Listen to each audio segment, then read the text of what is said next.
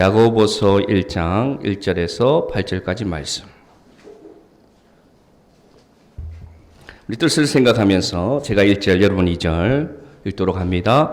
하나님과 주 예수 그리스도의 종 야고보는 흩어져 있는 12지파에게 문안하노라.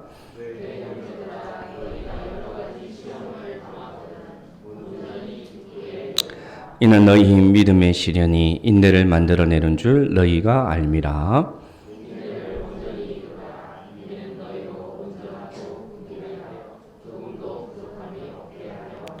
너희 중에 누구든지 지혜가 부족하거든 모든 사람에게 후히 주시고 꾸짖지 아니하시는 하나님께 구하라. 그리하면 주시리라.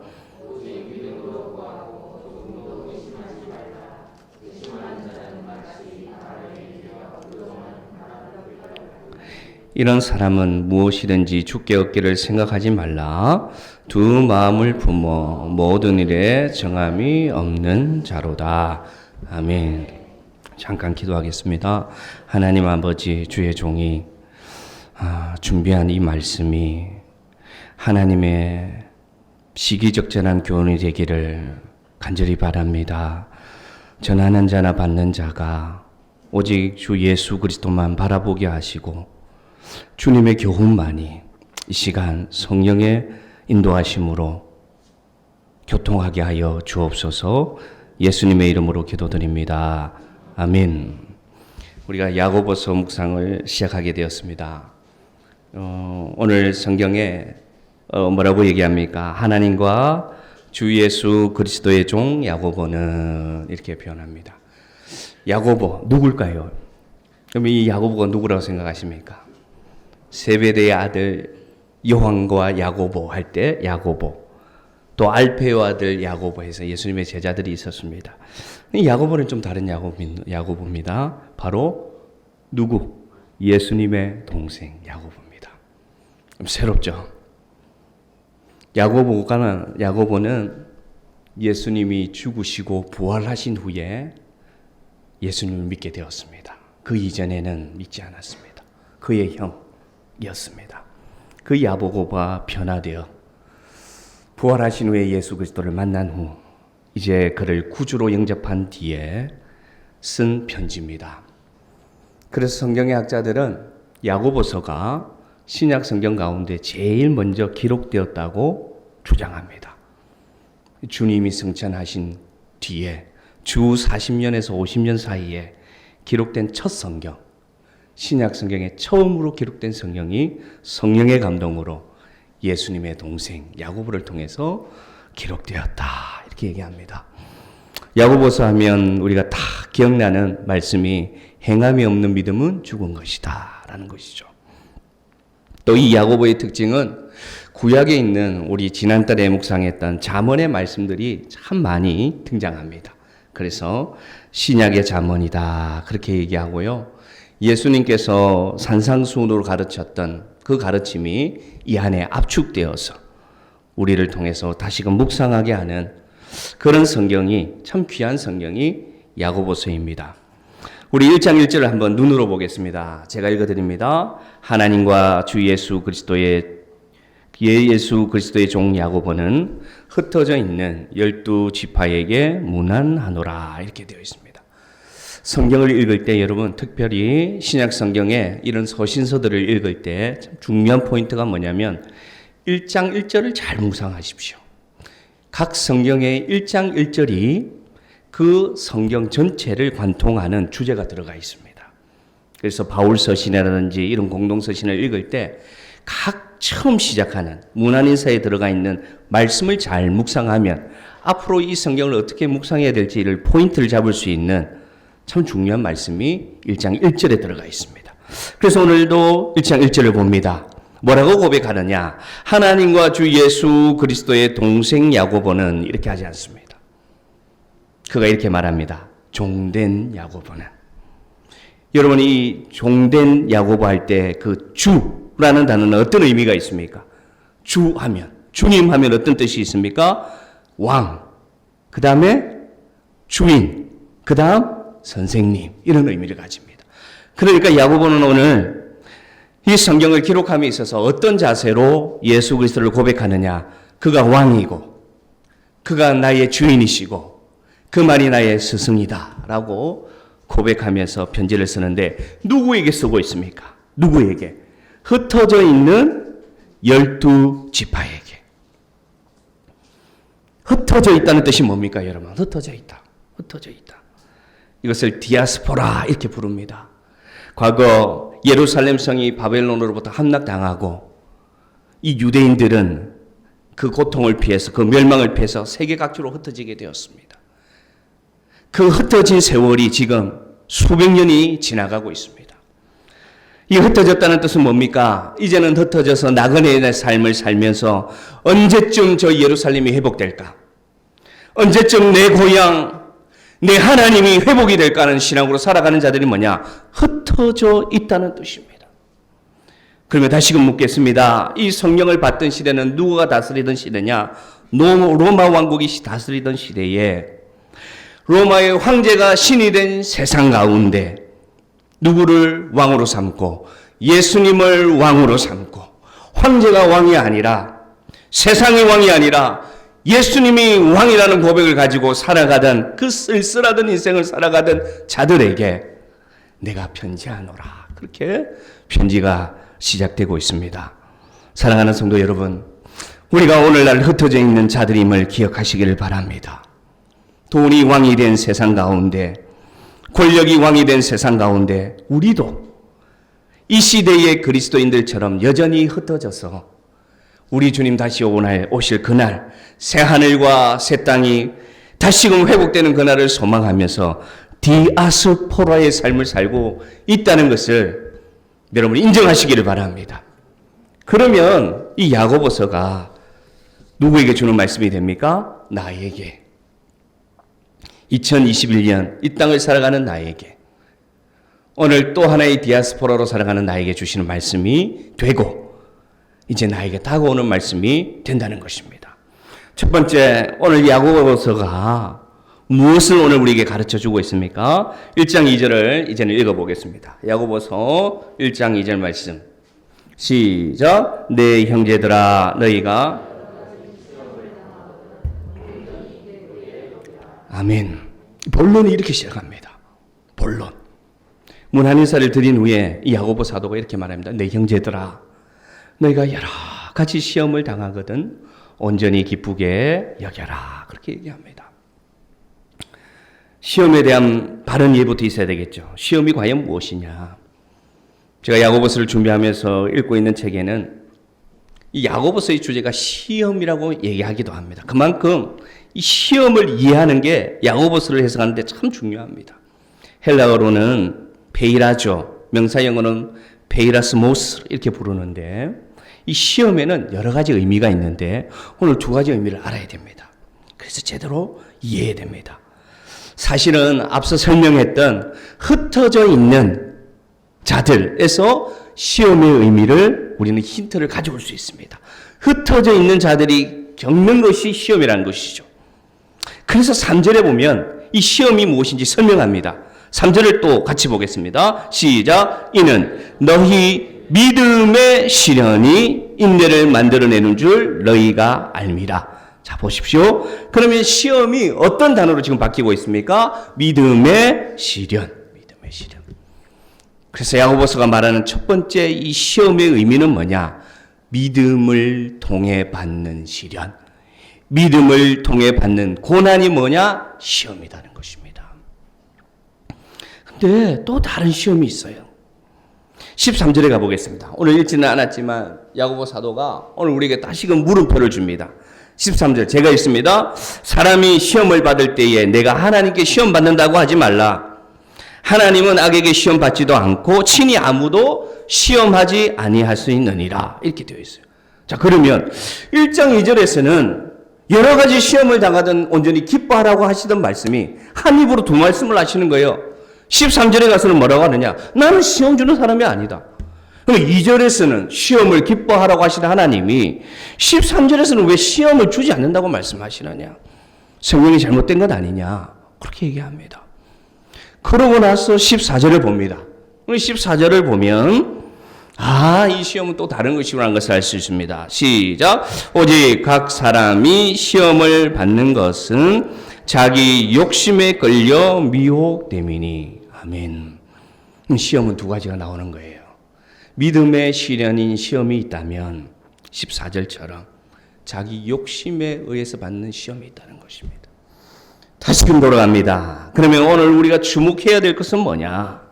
자기 욕심에 이끌려 맞는 미혹에 집중할 것이 아니라, 끌려달 것이 아니라 2절 말씀처럼 3절 말씀처럼 믿음의 시련을 온전히 기쁘게 여기라는 사도 바울의 가르침이 오늘 우리에게 다가오는 것입니다. 여러분, 우리가 시험을 분별할 줄 알아야 됩니다. 시험을 분별할 줄 알아야 됩니다. 하나님께로부터 오는 믿음의 시련이 있다면 자기 욕심에 의해서 끌려다니는 시험이 있다는 것입니다. 성도는 이 믿음의 시련과 마귀가 주는 시험을 분별할 줄 알아야 됩니다. 이 겉모습은 너무나 비슷합니다. 시험을 당한다는 것은. 이 겉모습은 아주 비슷합니다. 그런데 잘 들어주십시오. 시작과 결과가 다릅니다. 하나님을 믿다가 믿음의 시련과 내 욕심에 이끌려서 당하는 이 시험은 시작점이 다르고요. 시작점이 다르기 때문에 결과가 다르게 나옵니다. 사탄은 욕심에 의한 시험을 통해 결과가 뭐냐? 죄와 저주로 끝나게 하고, 하나님은 믿음의 시련을 통해서 우리에게 선물을 주십니다. 아주 큰 차이가 있습니다. 그래서 오늘 사도가 네가 여러 가지 시험을 당하거든 온전히 기쁘게 여기라는 시험은 뭐냐? 욕심에 이끌린 미혹된 시험이 아니라 믿음의 길을 걷다가 겪는 믿음의 시련을 온전히 기쁘게 여기라는 뜻이 된다는 것입니다. 그래서 보니까 문장이 뭐라고 되어 있느냐? 네가 시험을 당하거든 이렇게 되어 있습니다. 보세요 여러분, 믿음의 여러 가지 시험을 당하거든 이렇게 되어 있습니다. 당하거든. 어떤 의미입니까? 믿음의 시련이 나로부터 온다는 게 아닙니다. 이 믿음의 시련은 여러분, 마귀가 주는 미혹과 다릅니다. 마귀가 주는 미혹은 내 욕심으로부터 시작되고 죄로부터 시작된다면, 믿음의 시련은 당하는 것입니다. 그래서 나로부터 시작되지 않습니다. 나에게 원인이 있지 않습니다. 나로부터 시작되는 것이 아니라서 오늘 사도 바울은 뭐라고 얘기하느냐? 여러 가지 시험을 당하거든 온전히 기쁘게 여겨라. 그렇게 가르쳐주고 있습니다. 그러면은 우리 성도들은 이제 뭔가 깨닫기 시작할 겁니다. 그렇구나. 여러 가지 시험을 당하거든 너희가 온전히 기쁘게 여겨라. 이제 의미가 다가오기를 시작합니다. 약간은 모호하지만 다가오기가 시작합니다. 이전에 가면 이 세 번역으로 보면 또 이렇게 말합니다. 여러분 솔직히 말합시다. 그것이 믿음의 시련이든 내 욕심에 이끌려는 시험이든 시험이 쉬울까요? 어려울까요? 어렵습니다. 우리 극단적으로 얘기하겠습니다. 온전히 기쁘게 여기라 하는데 과연 누가 기쁘게 여길 수 있습니까? 그런데 왜 사도는 우리에게 기쁘게 여기라고 할까요? 2절에 가면 더 심해요. 2절을 세 번역으로 보면 뭐라고 하느냐? 여러분 여러 가지 시험에 빠질 때에 그것을 더할 나위 없는 기쁨으로 생각하십시오. 더 심하게 번역되어 있습니다. 더할 나위 없는 기쁨으로 여기십시오. 정말 성경을 덮고 싶습니다. 시험을 어떻게 기쁘게 여길 수 있느냐? 야고보 사도는 안 당해봤는가? 근데 여러분, 이 말씀을 잠잠히 묵상해 봅시다. 다시 말씀드립니다. 내 욕심에 의해서, 내 잘못된 생각에 의해서 일어난 시험이 아닙니다. 나는 잘못이 없는데 믿음을 지키려고 하다 보니 고난이 옵니다. 그러면 어쩌면 잘 생각해 봅시다. 어쩌면 기쁘게 여길 수도 있을 것 같습니다. 무엇만 있으면 이것이 믿음에 의해서 온 것이구나.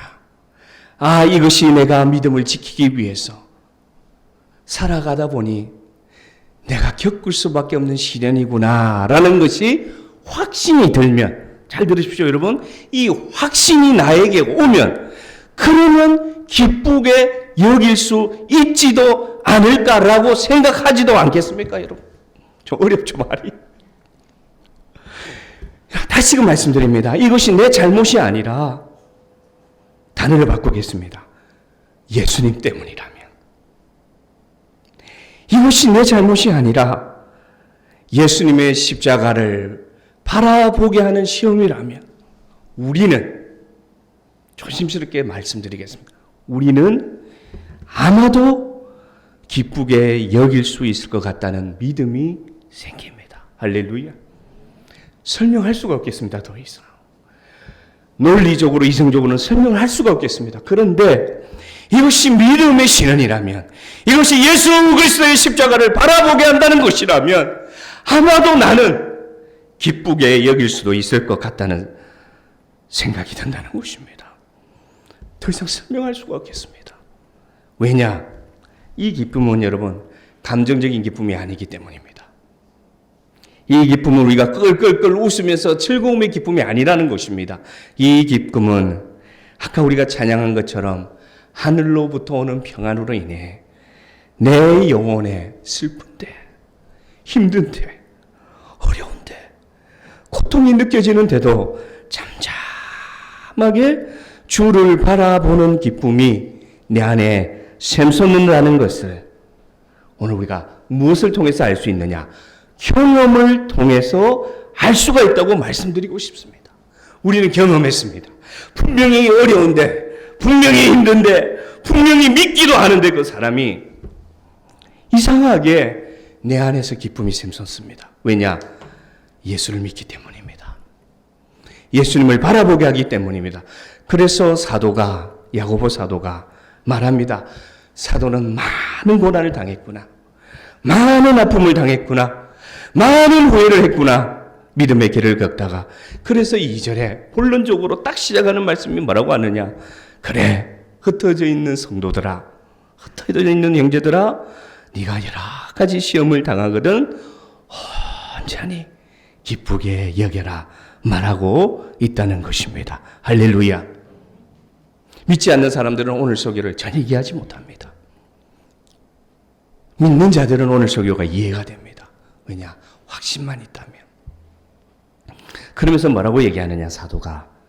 이 믿음의 시련을 겪는 자에게 온전히 기쁘게 여기면 두 가지 선물을 제시하고 있습니다. 두 가지 선물 한번 보겠습니다.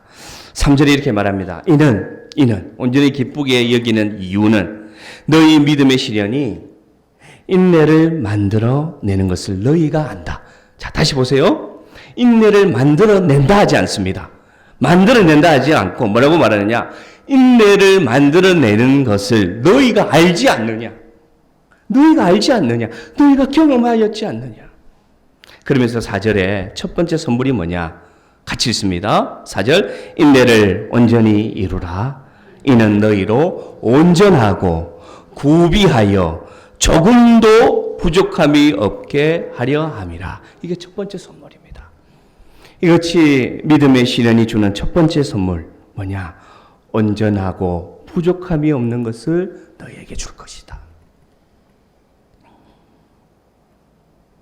오늘보다 내일이 더 믿음이 성숙하고 오늘보다 내일 주님 볼 때 내가 조금 더 온전해진다면 그것이 오늘 믿음의 시련이 주는 첫 번째 선물이라고 얘기합니다. 그러니까 뭔가 구체적이지 않죠. 뭔가 모호하죠. 근데 짝을 이루는 본문이 있습니다. 쌍관되어서 같이 읽을 수 있는 본문이 있는데 12절에 가면 좀 더 구체적으로 표현합니다. 12절 시작. 시험을 참는 자는 복이 있나니 이는 시련을 견디는 자가 주께서 자기를 사랑하는 자들에게 약속하신 생명의 면류관을 얻을 것이기 때문이라. 아멘. 자, 3절과 12절을 같이 보는 겁니다. 자, 보세요. 인내를 시험을 참는 자로 단어가 바뀌어져 있습니다. 그렇죠? 그래서 온전하고 구비하여 조금도 부족한 것이 없는 것을 명사로 바꿔놨습니다. 무엇을 준다? 첫 번째 선물이 생명의 면류관을 얻게 된다. 자, 믿음의 시련을 온전히 견뎌내면 하나님께서 그것을 찾는 자는, 그 찾는 자가 누구냐? 주님을 사랑하는 자가 되고, 주님을 사랑하는 자가 되면 시험을 오래 참는 자에게는, 인내하는 자에게는 선물을 주시는데, 어떤 선물을 주시느냐? 면류관을 주신다는 것입니다. 면류관을. 믿음의 시련을 당하는 자는 누구를 사랑하는 자가 된다고요? 주님을 사랑하는 자들이 된다. 주님을 사랑하여서 그 시험을 온전히 참는 자에게는, 믿음의 고난을 참는 자들에게는 생명의 면류관을 선물로 주겠다. 그렇게 얘기하고 있습니다.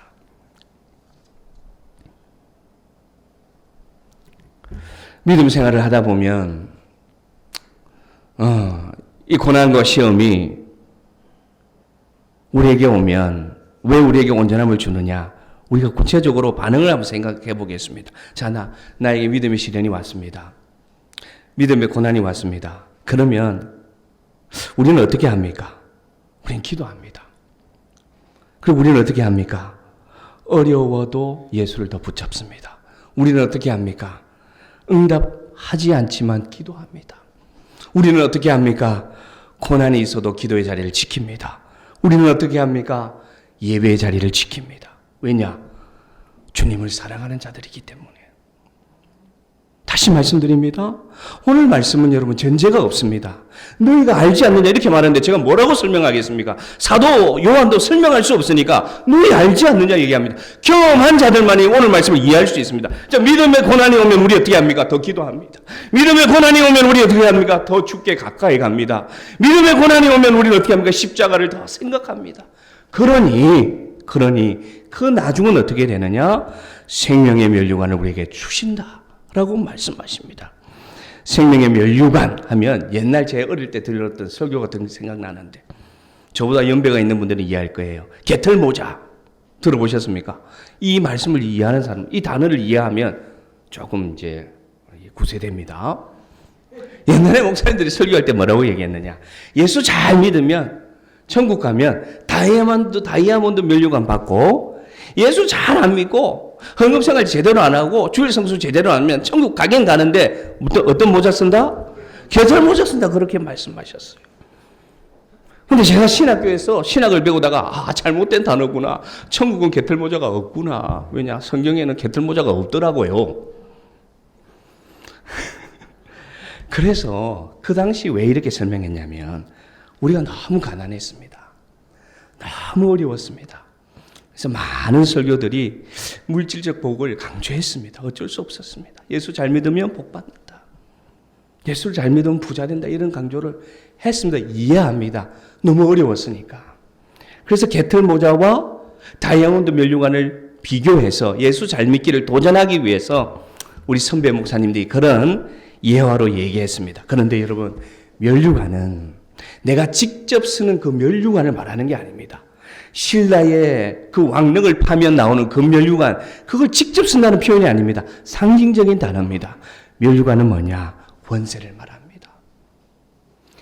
주님이 부활하사 왕이 되셔서 온 세상을 다스리시는 그 권세가 시험의 고난을 이겨내고 견뎌내는 자에게 주어진다는 약속의 말씀임을 기억하시기를 바랍니다. 아멘. 내가 굳이 천국에 가지 않아도, 내가 죽어서 예수님을 만나지 않아도 시험을 이기고 견뎌내는 자에게는 주께서 영적인 면류관을 세워주시는데, 그게 생명의 면류관인데 뭐냐? 주님처럼 온전히 고난을 바라보게 싶은 시선을 주시고, 고난 많은 세상인데도 하나님이 주신 권세로 견뎌내게 하시고, 고난이 많은 세상 가운데인데 하나님이 주셨던 그 십자가의 고난을 이겨냈던 부활하신 주님의 은혜를 내 머리에 씌워주신다는 단어가 바로 생명의 면류관입니다. 할렐루야. 그러므로 이 땅 가운데 고난은 여전히 있는데 마치 내가 천국에 사는 것처럼 내 삶은 치질도 어렵고 가난하고 힘들고 아프고 되는 일 하나도 없는데 생명의 면류관을 씌워준다는 의미는 뭐냐? 아니, 환경은 그런데, 내 삶은 그런데 내가 어떻게 산다는 것입니까? 주님이 주신 권세가 나한테 있다는 것입니다. 그래서 괜찮다는 것입니다. 그래서 괜찮다는 것입니다. 그래서 상관없다는 말이 내 입에서 나오는 고백이 뭐냐? 생명의 면류관임을 기억하시기를 바랍니다. 우리는 이미 생명의 면류관을 쓰고 있습니다. 왜냐? 시험을 견뎌내는 자들이기 때문에. 그래서 자문의 말씀을 보면 이렇게 말합니다. 너희가 은에서 찌꺼기가 제거되어 은장색의 손에서 기 쓰는 그릇으로 거듭나야 된다. 그렇게 얘기하고 있습니다. 진짜 생명의 면류관은 무엇이냐? 진짜 생명의 면류관은 내가 주님과 같이 온전해지는 것이 생명의 면류관임을 기억하시기를 바랍니다. 그래서 베드로도 그렇게 얘기합니다. 너희가 왕같은 제사장이요 거룩한 나라요 그의 소유된 백성이 될 것이다 했습니까? 백성이다 했습니까? 백성이다 했지 않습니까? 그럼 다른 말로 하면 베드로 사도도 알고 있는 겁니다. 면류관을 쓰고 있음을, 생명의 면류관을 쓰고 있음을, 이미 우리가 쓰고 있음을 알고 있었다는 것입니다. 지금 이 시간 사랑하는 성도 여러분, 믿음의 여러 고난과 시련 가운데 지금도 이 예배의 자리에 나와서 주님을 바라보는 성도 여러분, 자기 머리 위에 면류관을 한번 만져보시기 바랍니다. 한번 만져보시기 바랍니다. 만져보세요. 잠도 깰 겸. 만져보시기 바랍니다. 씌워져 있습니까? 네, 우리는 이제 신비주의가 되었습니다. 이제. 그러니까 이 생명의 면류관은 내가 주님 닮아서 온전해지는 것입니다. 그날을 소망하게 하는 것이 시험이 주는 교훈입니다. 두 번째 선물은 뭐냐? 오늘 야고보가 말하는 두 번째 선물은 좀 더 구체적입니다. 좀 더 구체적입니다. 현실적으로 우리가 믿음의 시련이 오면, 고난이 오면 우리가 주님께 구합니다. 기도하게 됩니다. 그러면 이 믿음의 시련을 겪는 자에게 주는 두 번째 선물은 그 인내 가운데 구하는 자에게 주는 선물인데 5절에 얘기합니다. 5절. 1장 5절. 야고보서 1장 5절 같이 읽습니다. 너희 중에 누구든지 지혜가 부족하거든 모든 사람에게 후히 주시고 꾸짖지 아니하시는 하나님께 구하라. 그리하면 뭐라고? 주시리라. 아멘. 아멘. 자, 두 번째 선물은 뭐냐? 우리가 여러 가지 믿음의 시련을 당하면서 인내하는 자에게 주는 두 번째 선물은 우리가 구합니다. 하나님 앞에. 고난이 오면. 근데 오늘 보면은 구할 때에, 기도할 때에 고난을 위해서 기도하라고 말하지 않습니다. 야, 고난이 빨리 지나가도록 기도해라. 그 고난이 멈추도록 기도해라. 그 고난이 해결되도록 기도해라. 그렇게 말해야 되는데 오늘 사도는 뜬금없이 뭐라고 하느냐? 지혜를 구하라고 기도해요. 근데 우리는 압니다. 또 우리가 제가 말씀드립니다. 우리는 압니다. 그 고난 빨리 지나가도록 기도해봐야 해결되지 않습니다. 그 고난 나에게 오지 않도록 기도해봐야 고난은 올까요? 안 올까요? 옵니다. 야고보 사도가 얘기하잖아요. 온다잖아요. 당하거든. 왜냐? 내 잘못이 아니니까 당합니다. 올 수밖에 없습니다. 그래서 그 고난을 놓고도 기도하죠. 그러나 그 고난을 놓고 기도하는 기도는 응답이 잘 안 됩니다. 우리 해봤지 않습니까? 우리 해봤지 않습니까? 주님, 제 삶에 고난이 없게 하옵소서. 응답되지 않습니다. 그런데 뭘 기도해야 되느냐? 그 고난이 왔다 가고 다른 고난이 와도 이것이 있으면 우리는 이겨낼 수 있는데 그것이 뭡니까? 지혜입니다. 지혜. 그래서 야고보 사도가 얘기하기를 여러 가지 시험을 당하며 인내하는 자는 기도할 것이고 그 기도하는 자가 구하는 것이 지혜가 될 것이고 그것을 구하는 자는 주신다 안 주신다? 주신다라는 것입니다. 그래서 다시 반복합니다. 우리는 압니다. 고난을 많이 겪은 사람들은 지혜롭습니다. 이 세상에 많은 지식을 쌓지 않아도 많은 학력이 있지 않아도 학식이 없어도 여러분 믿음의 시련을 많이 겪은 자에게 가서 한마디 말을 물어보면 그분이 나에게 해주시는 말씀이 너무 지혜가 있음을 경험하지 않습니까? 우리 성도들도 마찬가지입니다. 신앙의 연륜을 많이 겪은 성도들이 있습니다. 인생의 고난을 많이 겪은, 믿음의 시련을 많이 겪은, 그래서 교회에서 울고 불고 교회에서 자고 기도한 성도들을 만나보면, 권사님들 만나보고 장로님들 만나보고 목사님들 만나봐서 얘기해보면 너무나 귀한 지혜가 그분들 입에서 나옵니다. 그러니 성경은 틀린 게 아닙니다. 그러면 두 번째 선물은 뭐냐? 믿음의 시련을 많이 겪는 자에게는 하나님이 주시는 하늘의 지혜가 임하는 것이 두 번째 선물이라는 것을 기억하시기를 바랍니다.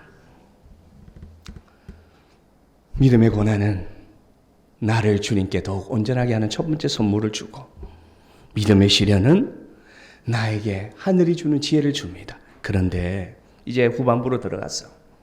이 설교를 듣는데도 아무런 감동이 안 와요. 이 말씀을 듣는데도 여러분 심정을 제가 한번 꿰뚫어 보겠습니다.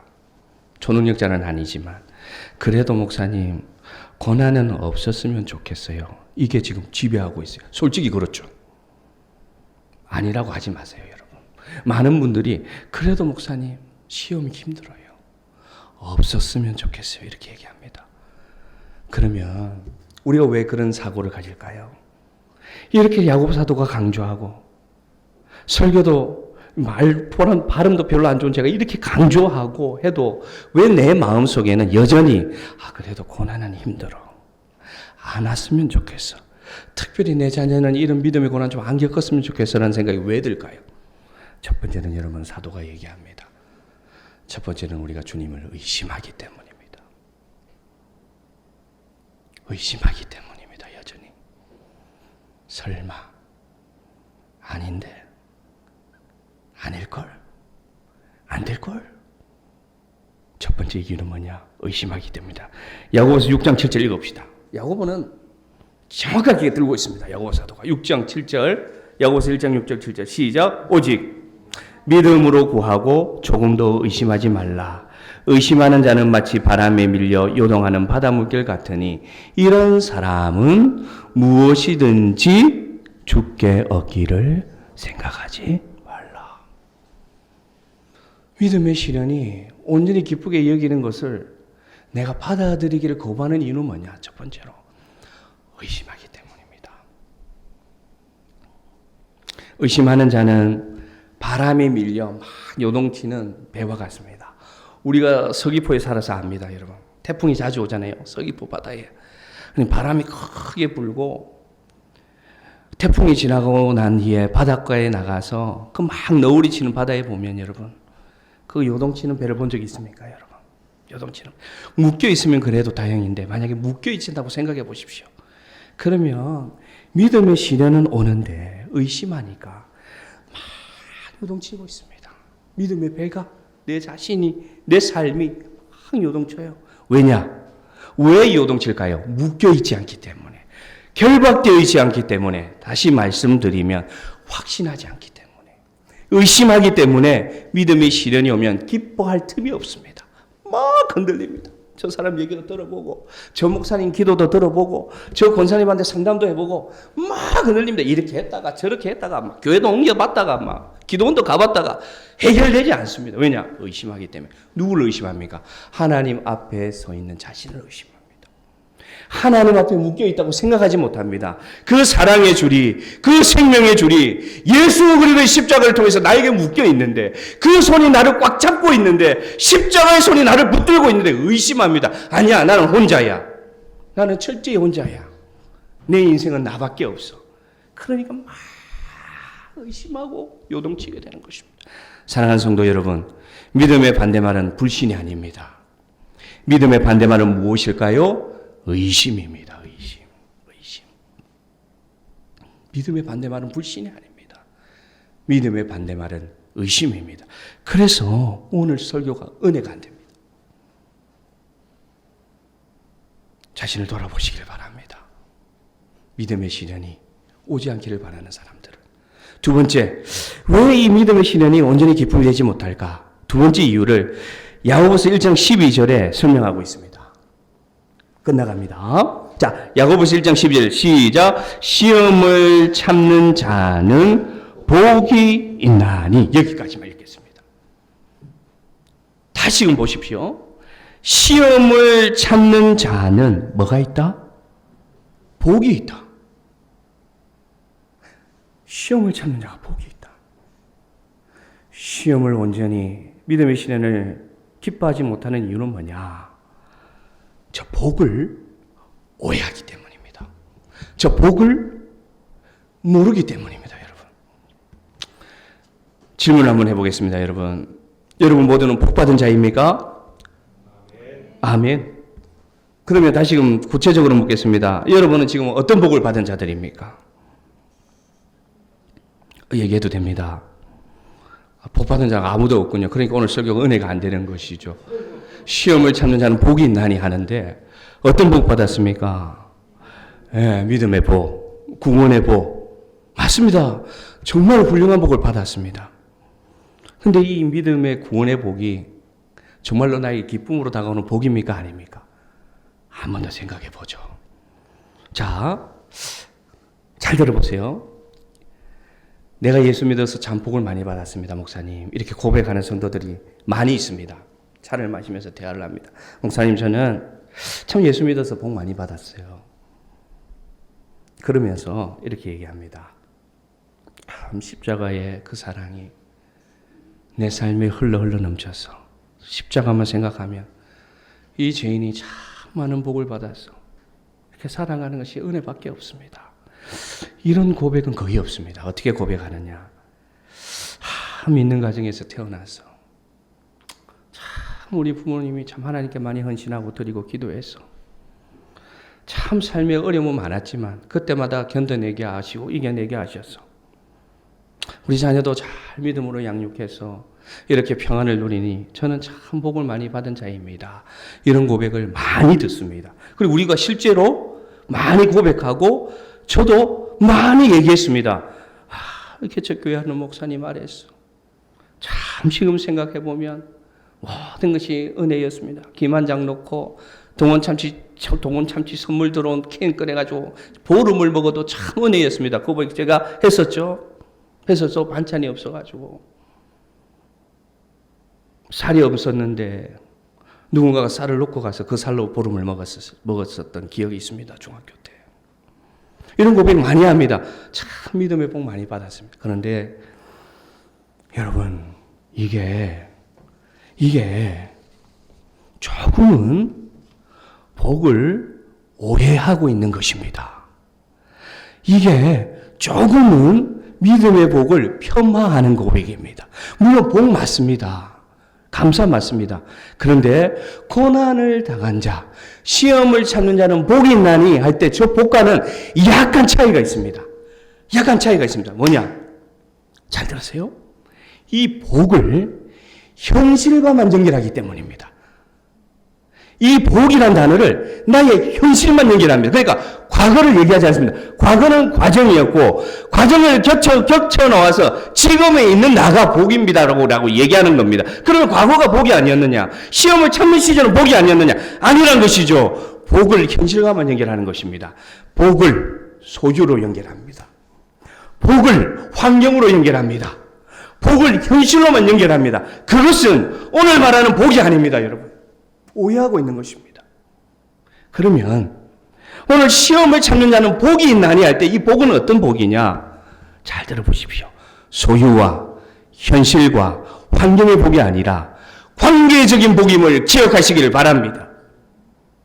나의 소유와 상관없이, 나의 환경과 상관없이, 나의 현실과 상관없이 지금 내가 하나님과 연결되어 있는 상태가 뭐다? 복이라는 것입니다. 할렐루야. 그래야 시험을 찾는 자는 복이 있나니 할 때 저 복이 내 것이 맞구나라는 것이 인정이 되는 것이죠. 인정이 되는 것이죠. 사랑하는 성도 여러분, 진짜 복은 뭐냐? 소유가 아닙니다. 환경이 아닙니다. 결과가 아닙니다. 진짜 복은 뭐냐? 지금 내가 누구와 연결되어 있는 것? 주님과 연결되어 있는 관계가 복임을 기억하시기를 바랍니다. 그러면 우리는 시험을 당할 때 뭐 할 수 있다? 기뻐할 수 있다. 시험 가운데 있어도 누구와 더 가까이 연결되니까? 주님과 더 가까이 연결되니까. 어려운 가운데 있어도 예수님의 십자가가 더 구체적으로 다가오니까 내가 복된 자라고 고백할 수 있다는 것입니다. 이제는 믿지 않는 자가 이렇게 물을 때 대답하십시오. 그래, 너 요즘 교회 열심히 다니더만. 니 뭐가 달라졌는데? 니 도대체 뭐가 달라졌는데? 응? 똑같은데 내가 볼 때는? 나는 아파트도 이번에 분양받아가지고 들어가는데 이제는 아이고 치질이 궁상 뭐 똑같이 사는데 뭐가 달라졌는데 예수 믿었으면 뭐가 달라졌는데 딱 들으면 목사인 저도 여러분 그래요. 내가 뭐가 달라졌지? 그러면서 내 경제적인 상황, 내 건강의 상황, 내 환경의 상황, 더 나아가서 자존심 상하는 게 뭔지 압니까? 내 자녀의 상황까지도 연결되더라고요. 연결되더라고요. 근데 여러분, 이건 복을 오해하는 것입니다. 그것으로 복을 평가할 것 같으면 예수 믿는 게 아니죠. 복은 뭐냐? 네 뭐가 달라졌는데? 나 모든 게 달라졌어. 나의 모든 과거는 지나고 나의 모든 게 달라졌어. 이렇게 살아도 이렇게 힘들어도 이상하게 내 안에 기쁨이 있어. 이상하게 내 안에 은혜가 있어. 이상하게 내 안에 감사가 있어. 라고 얘기할 수 있으면 그 질문을 던진 상대방은 충격받을 것입니다. 그것이 어떤 복이라고요? 시험을 찾는 자가 누리는 복임을 기억하시기를 바랍니다. 그래서 야고보 사도가 1장 16절에 이렇게 얘기합니다. 내 사랑하는 형제들아 제발 속지 마라. 야고보서 1장 16절에 이렇게 얘기합니다. 내 사랑하는 형제들아 제발 속지 마라. 17절에 뭐라고 얘기합니까? 우리 같이 읽어봅시다. 17절 야고보서 1장 17절 시작. 온갖 좋은 은사와 온전한 선물이 다 위로부터 빛들의 아버지께로부터 내려오나니. 할렐루야. 자, 이제 이해되십니까 여러분? 자, 땅에서부터 오는 복이 아닙니다. 나의 현실, 나의 소유, 나의 환경이 아닙니다. 여러분 속지 마십시오. 제발 속지 마십시오. 여전히 지금 믿음의 시련이 거부되는 사람들, 기뻐하지 못하는 사람들 잘 생각하세요. 복은 뭐라고요? 여러분 속지 마십시오. 온갖 좋은 것과 온전한 선물은 어디서부터 오느냐? 위로부터 내려오는 것이 진짜 복입니다. 할렐루야. 할렐루야. 그래서 말씀이 연결되잖아요. 위로부터 내려오는 것이 진짜다. 진짜다. 그러므로 시험을 당하는 자는 온전히 기뻐할 수 있다고 얘기하고 있다는 것입니다. 말씀을 마치겠습니다. 믿음의 시련은 우리에게 있을 수밖에 없습니다. 여전히 우리 많은 성도님들이 제가 여러분 가정을 놓고 기도할 때마다 한 가정도 단 한 가정도 예외 없이 고난 가운데 있습니다. 단 한 가정도 그냥 평안한 가정이 없고 다 사연이 있고 어려움이 있고 고난이 있고 곤고가 있고 아픔이 있고 약함이 있습니다. 네, 여러분 기뻐하시기 바랍니다. 여러 가지 시험을 당하는 기뻐하시기를 바랍니다. 왜냐? 복받은 자이기 때문에. 더 큰 복으로 연결되기 때문에. 더 예수를 닮아 온전해지기 때문에 기뻐하시길 바랍니다. 믿음의 시련이 오면 만져보십시오. 그래. 주님이 내게 씌워주신 온전함을 나아가는 권세가 있어. 그래. 주님 나에게 지혜 더 주실 거야. 그래. 참고 인내하는 자. 내가 지금 복된 자야라는 인정함이 여러분에게 믿음으로 확 다가올 줄로 믿습니다. 흩어져 있는 성도 여러분. 지금도 여전히 흩어져서 주님을 소망하는 성도 여러분. 기뻐하고 기뻐하시기를 바랍니다. 우리 찬양하겠습니다.